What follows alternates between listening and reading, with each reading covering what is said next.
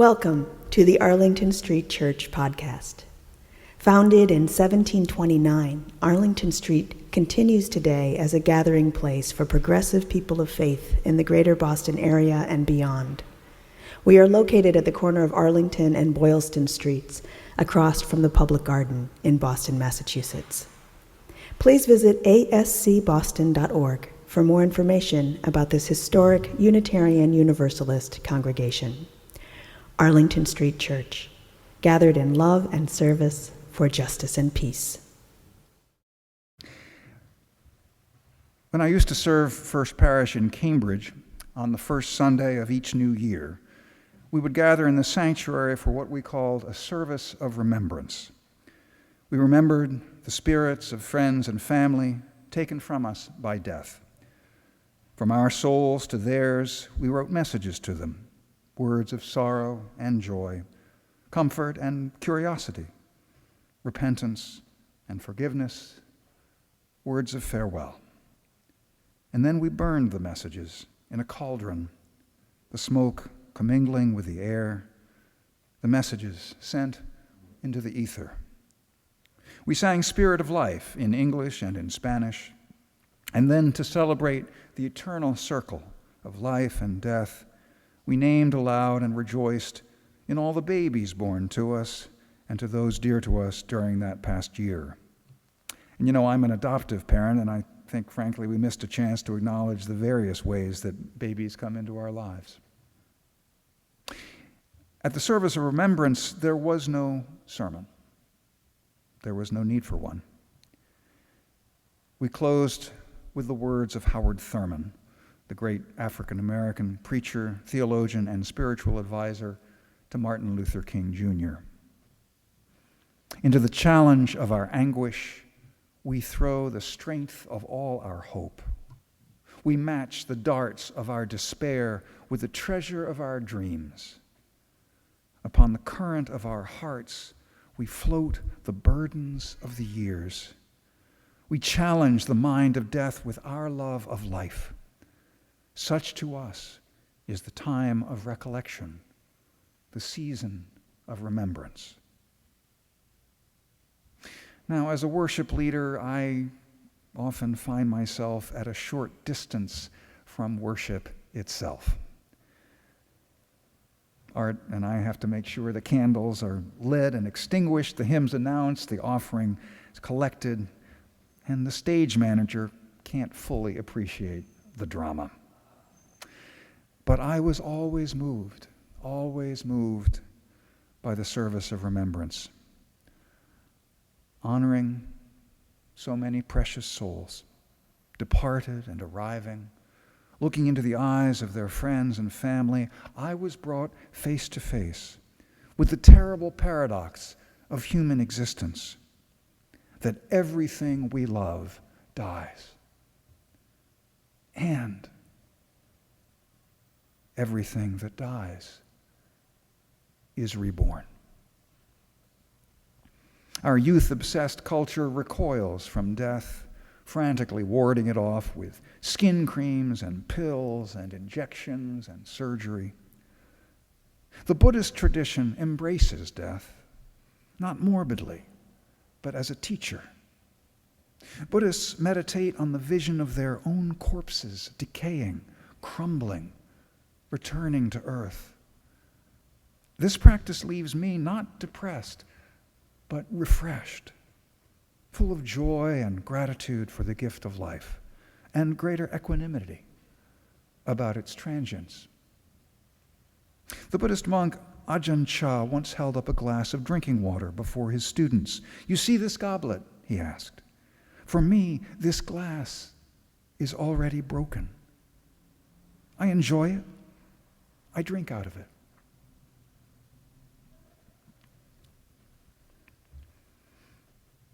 It holds my water admirably, sometimes even reflecting the sun in beautiful patterns. If I should tap it, it has a lovely ring to it. But when I put this glass on a shelf and the wind knocks it over, or my elbow brushes against the table and it falls to the ground and shatters, I say, of course, when I understand that this glass is already broken, every moment with it is precious. Already broken. It is the nature of things to break. Bodies, minds, hopes, careers, relationships, institutions, fortunes, nations, empires, civilizations. One day this beautiful old church will fall. Replaced by what? A new church? Condominiums? A prison? Rubble and weeds surrendering to shrubs and forest? Even the forest is not promised. The earth, too, is already broken. Should life on our planet survive human assaults, hundreds of millions of years from now, all that remains will likely perish as the earth is consumed by our own dying sun. Like Ajahn Chah contemplating his drinking glass, I find this realization not discouraging, but liberating. How precious is the precious moment. How filled with opportunity and vocation and grace. In precisely the moment of realization that we are already broken, comes the flash of understanding that we are already whole. Most of us, most of the time, do not dwell in this awareness. We sleepwalk through life in what Buddhist psychologist Tara Brach calls the trance of unworthiness. We are convinced that there's something fundamentally wrong with us, and the task of our lives is to fix it. Whatever we do, it's never enough. Whatever image we display to the world, most of us really don't like ourselves very much. And we love our neighbors as ourselves, which is to say, not very well. I certainly have recurrent feelings of unworthiness, my inheritance from my guilt and shame-based religious upbringing. But notwithstanding these feelings, I believe with all my heart that every human soul is pure, radiant, undefiled, no matter what challenges and failures we face or cause. We need not earn, nor can we forfeit, this inherent goodness, this inherent worth and dignity. It is our unalienable birthright. No blunder, no betrayal, no crime can stain it. Yes, we are already broken, each and every one of us. But we are also already whole. Sometimes we catch glimpses of this wholeness. Thomas Merton saw it one day at the corner of 4th and Walnut in Louisville, Kentucky, in the faces of shoppers. I was suddenly overwhelmed, he realized, with the realization that I loved all of those people. It was as if I suddenly saw the secret beauty of their hearts, the depths of their hearts, where neither sin nor desire nor self-knowledge can reach the core of their reality. The person that each one is in God's eyes, if only we could all see each other that way all the time. There would be no more war, no more hatred, no more cruelty, no more greed. I suppose, Merton mused, I suppose that the big problem would be that we would all fall down and worship each other. For many of us, ironically, it takes the extremity of despair and vulnerability to bring this realization home. A woman, a heroin addict, was dying of AIDS. A priest was summoned. He tried to comfort her, but to no avail. "I'm lost," she cried. "I've ruined my life and every life around me. I'm going to hell, and there is no hope for me." Then the priest noticed a framed picture on a dresser, a photograph of a pretty girl. "Who's this?" he asked. The woman brightened. "That's my daughter, the one beautiful thing in my life." "Would you help her if she was in trouble or made a mistake?" asked the priest. "Would you forgive her? Would you still love her?" "Of course I would," cried the woman. "I'd do anything for her. Why do you ask such a question?" "Because I want you to know," said the priest, "that God has a picture of you on his dresser." We call crying breaking down. The bereaved father tried to speak, the newspaper reports, but he broke down. Crying is not breaking down. It is most often a way of healing, of returning to wholeness, coming together, not falling apart. Perhaps breaking down is a necessary antecedent to breaking through. It was for me. Over 30 years ago, the woman with whom I expected to share the rest of my life abruptly broke up with me. I plunged into a vortex of grief, despair, and self-loathing. One night, overcome by distress akin to nausea, I fell to the floor of my new apartment and lay there, just wailing. Eventually, I noticed that the floor was hard and uncomfortable, and I got up. That agony was the beginning of my spiritual recovery, my search for a peace that did not depend upon the approval of others, a journey to meditation and contemplation and ministry. What is it that breaks? Most often it's our illusions. The illusion of success, the illusion of self-sufficiency, the illusion of separateness. When illusion shatters, what remains is insight. When something shatters, where does it go? We say it falls down, but that's a trick of perspective. It's actually being drawn toward the center of the earth by the force of gravity. It's returning to its source. Maybe that's true of all of us. Maybe we're all flotsam on a great cosmic current carrying us home. The Big Bang itself, a mere exhalation of God, which in an eon or two will reverse itself and draw everything back into one. Multiplicity, returning to unity. And the process will begin again with another vast, explosive outbreath. Philip Simmons knew about falling. A Unitarian Universalist in New Hampshire, Simmons was diagnosed at age 35 with ALS, Lou Gehrig's disease. As his body wasted away, he wrote a beautiful and graceful book he titled Learning to Fall. When we learn to fall, he wrote, we learn that only by letting go our grip on all that we ordinarily find most precious, our achievements, our plans, our loved ones, our very selves. Only then can we find ultimately the most profound freedom.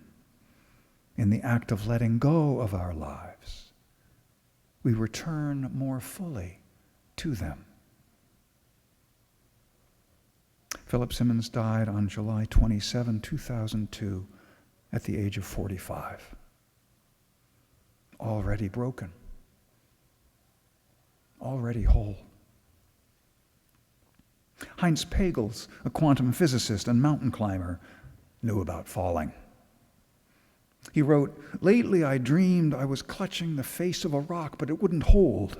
Gravel gave way. I grasped for a shrub, but it pulled loose, and in cold terror I fell into the abyss. Suddenly I realized that my fall was relative. There was no bottom and no end. A feeling of pleasure overcame me. I realized that what I embody, the principle of life, cannot be destroyed. It is written into the cosmic code, the order of the universe.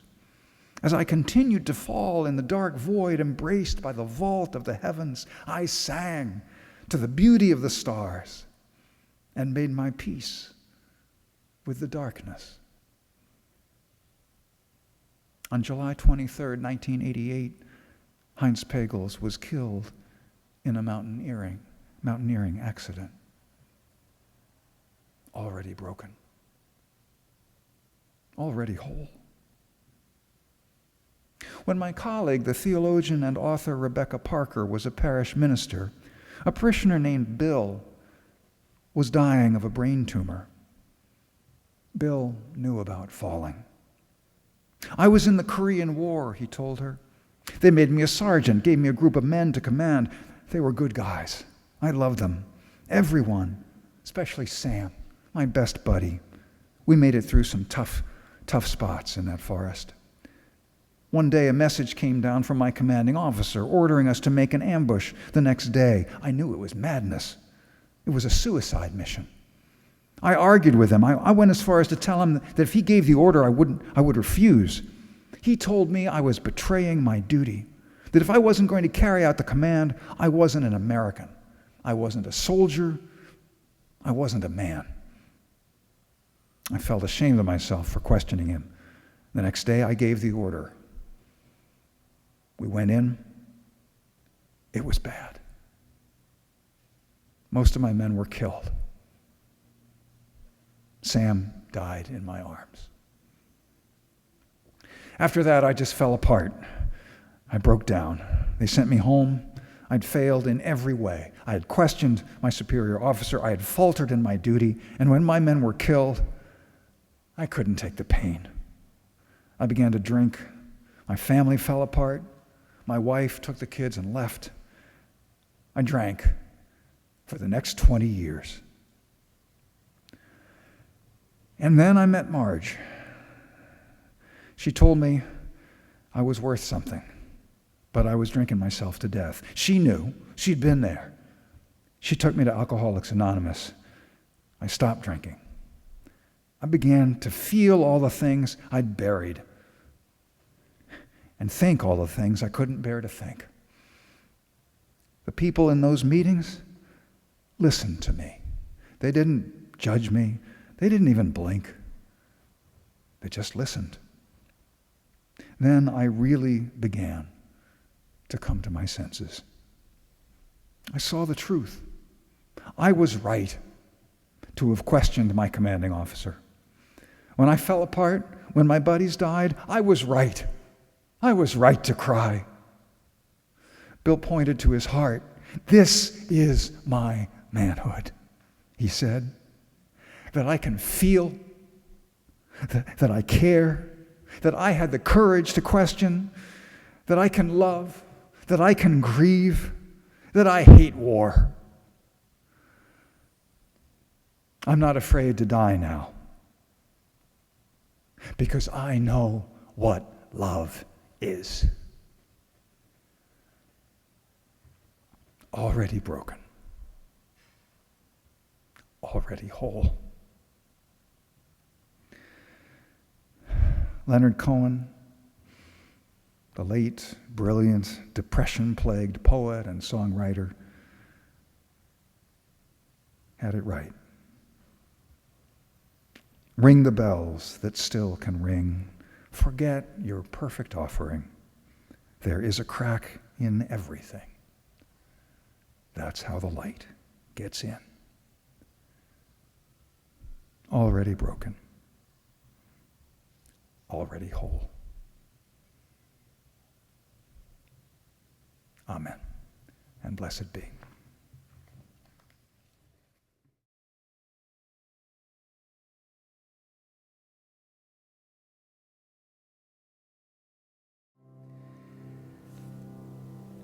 Our benediction is by Stephanie Kaza. Let go of the place that holds. Let go of the place that flinches. Let go of the place that controls. Let go of the place that fears. Listen. The wind is breathing in the trees. Walking in the dark night, I practice courage, accepting the vastness of what I cannot see. Amen.